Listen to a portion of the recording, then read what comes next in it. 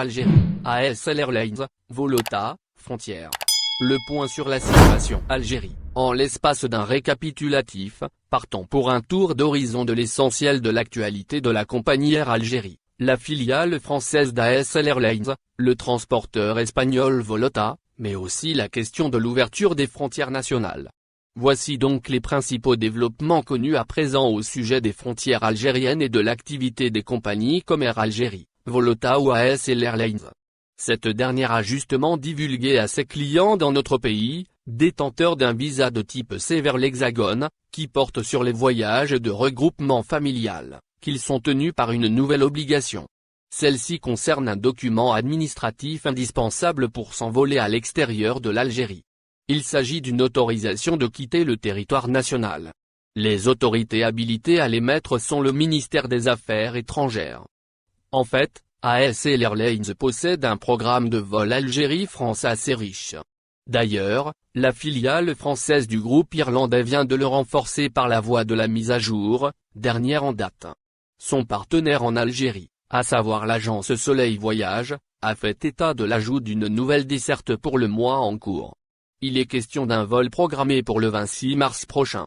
On prévoit à ce que les passagers embarquent de l'aéroport d'Annaba, pour ensuite débarquer à Lyon en France. Le mauvais temps règne actuellement sur le Sahara algérien.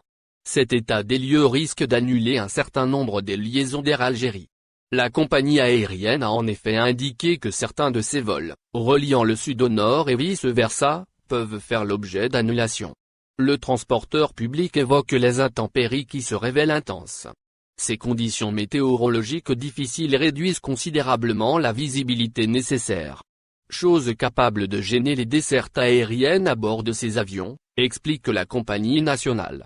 L'espagnol Volota, quant à lui, enrichit son programme de vol vers l'Algérie.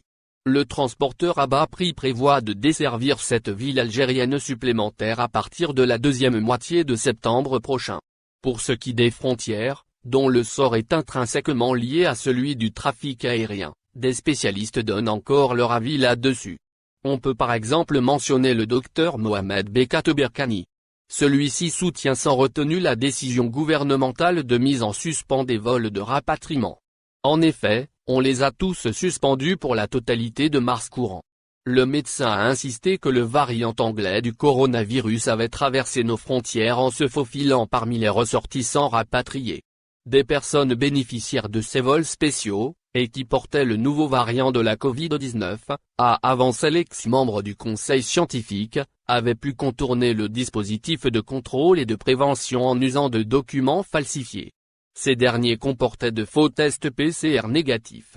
De son côté, le docteur Mohamed Malag voit en la fermeture intégrale des frontières un mal inévitable. Toutefois, il ne doit durer, estime-t-il. Il décrit cette mesure restrictive comme impossible à maintenir pendant longtemps encore. En conséquence, l'épidémiologiste propose une solution de rechange. Elle devrait, selon lui, permettre la reprise de l'économie nationale. Mais tout en continuant à préserver la sécurité sanitaire du peuple algérien. C'est dans cette logique de conciliation, des intérêts économiques de la nation avec la santé publique, que le médecin spécialiste des épidémies livre sa suggestion. Il préconise alors l'ouverture des frontières de l'Algérie. Cependant, une quarantaine obligatoire doit concerner chaque voyageur, appuie Dr Malag. Merci de vous abonner à la chaîne et n'oubliez pas d'aimer la vidéo et cliquer sur la cloche pour recevoir toutes les nouvelles.